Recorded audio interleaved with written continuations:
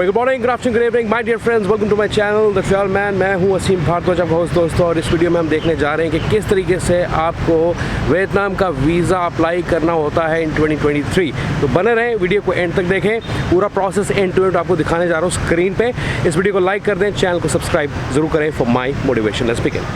तो सबसे पहले हम बात करेंगे जो रिक्वायरमेंट्स होती हैं ई वीज़ा से, उसके बारे में थोड़ी सी बात कर लेते हैं। तो पहले यहाँ पे आपको एक पासपोर्ट अपना चाहिए होता है ओरिजिनल, जिसकी वैलिडिटी जो होती है 6 महीने की होनी चाहिए कम से कम, ठीक है। और इसके अलावा जो फ़ोटो है आपको लगानी पड़ती है, फ़ोटो लगानी पड़ती है 4x6 सेंटीमीटर की। बैकग्राउंड वाइट रखें और विदाउट ग्लासेस, अगर आप ग्लासेस पहनते हो तो ग्लासेस को हटा लें, ठीक है नी। और ये जो फ़ोटो है JPG फॉर्मेट में आपको अपलोड करनी पड़ती है। पासपोर्ट डेटा पेज, ठीक है, जहाँ आपकी फ़ोटो होती है, डिटेल्स होती हैं, और वो आपको अपलोड करना है JPG फॉर्मेट के अंदर।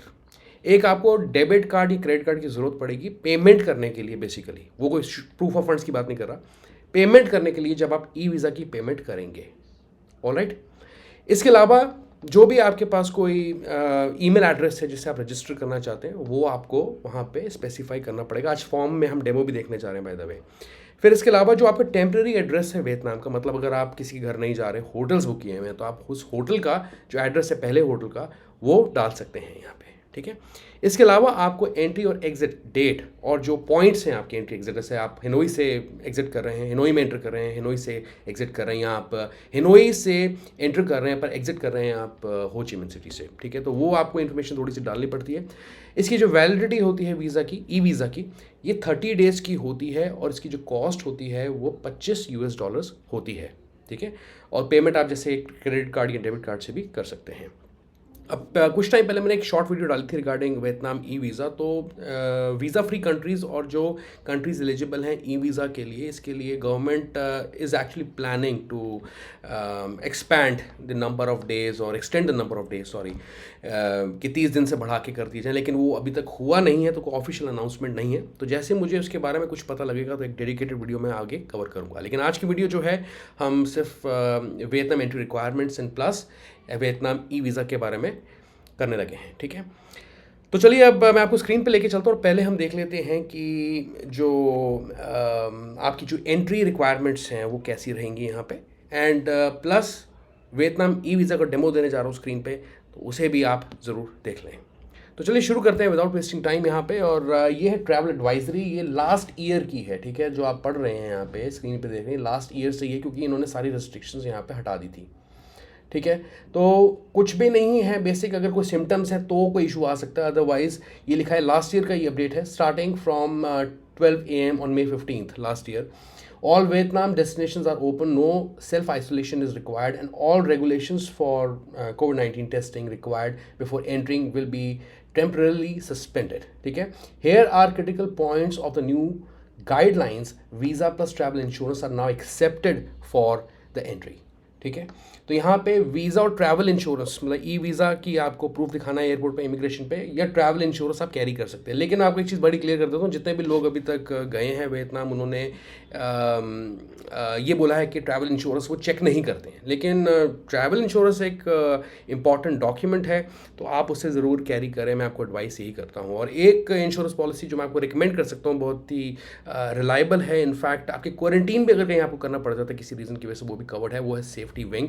तो आप उसके बारे में जो जानना चाहते हैं तो लिंक जो है डिस्क्रिप्शन में या कमेंट सेक्शन में दे दूंगा। क्या बेसिकली आपको कहाँ से अप्लाई करना होता है ई वीज़ा, जेन्युइन साइट की ये है, बेसिकली वियतनाम ट्रैवल गवर्नमेंट की साइट है। और अगर आप थोड़ा सा यहाँ पे नीचे अगर आते हैं तो आप पढ़ सकते हैं 80 countries eligible, what you will need, valid passport, 6x6 JPEG photo, 4x6 होना चाहिए, आई थिंक ये गलत है, क्रेडिट कार्ड, और आपका एक ईमेल एड्रेस आपको चाहिए होता है। और कितने दिन लगते हैं इसको प्रोसेसिंग में, वो लगते हैं 3 वर्किंग डेज़। लेकिन लेट मी टेल यू कि मुझे जो फीडबैक मिला है वो ये है कि ये 4 से 5 वर्किंग डेज़ मिनिमम ले जाते हैं। ओके, चलिए अब नीचे चलते हैं, और in the middle of this page we can see the official website for applying the e visa. और इसका डेमो हम देखने जा रहे हैं। यहाँ पे 3 ऑप्शंस आपके सामने दिए हुए हैं, for foreigners, for Vietnamese guaranteeing organisations, for international airlines, ठीक है।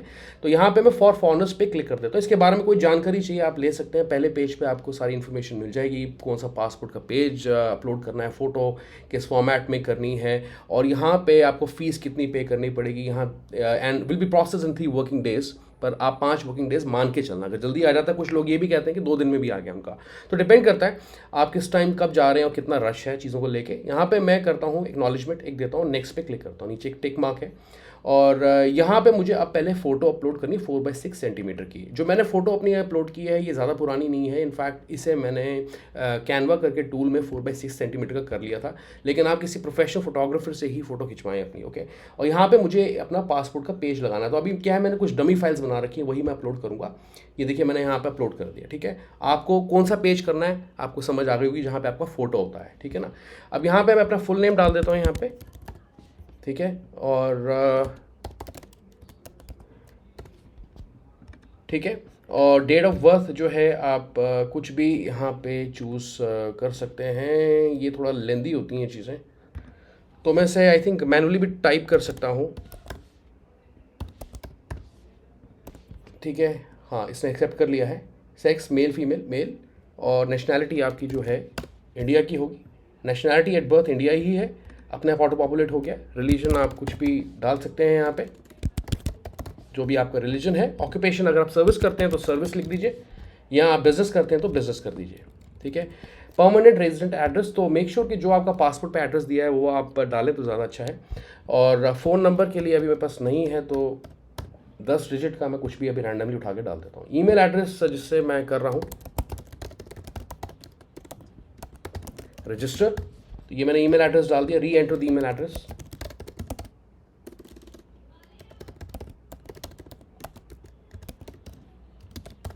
तो ये भी मैंने यहाँ पे डाल दिया। पासपोर्ट नंबर, ठीक है, ये मैंने यहाँ पे डाल दिया। ऑर्डनरी पासपोर्ट है, diplomatic passport, official passport, order ही डालें आप। एक्सपायरी डेट पासपोर्ट की आपको यहाँ पे डालनी पड़ेगी, तो यहाँ पे कुछ भी अभी चूज़ कर लेता हूँ मैं। और इंटेंडेड डेट ऑफ एंट्री यहाँ पे तो कुछ भी रह सकती है, जैसे कि मैं चलिए जून 14 का रखते हैं। पर्पज़ क्या है आपका, टूरिज़्म है या कुछ और पर्पज़ हैं, जिन जिन पर्पज़ के लिए आप एक्चुअली ई वीज़ा ले सकते हैं, तो वो सारे जो कैटेगरीज़ हैं आप बेसिकली यहाँ चेक कर सकते हैं, ठीक है। लेकिन अभी जो हम टूरिज़्म का पर्पज़ लेते हैं यहाँ पे, और एक डेट ऑफ एक्सपायरी हमने डाली थी पासपोर्ट की, एंट्री डेट हमने डाली थी जब हम जाएंगे। 30 डेज़ का आपको लेंथ मिलता है बाय डिफ़ॉल्ट, देख लीजिए अपने आप यहाँ पे आ गया है, ठीक है। अब यहाँ पे हमें एड्रेस देना, जो भी होटल का एड्रेस होगा, पहले होटल का आप स्पेसिफाई कर सकते हैं, ओके। टेस्ट होटल यहाँ डाल देता हूँ, और जो प्रोविंस है यहाँ पे हम हो ची मिन सिटी चलिए चूज़ कर लेते हैं यहाँ पे।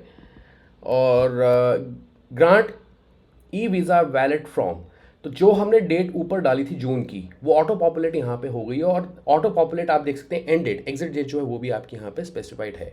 अब मुझे क्या करना है, allowed to entry through check point, और जैसे कि मान लीजिए मैं हिनोई से करता हूँ एंटर, ठीक है।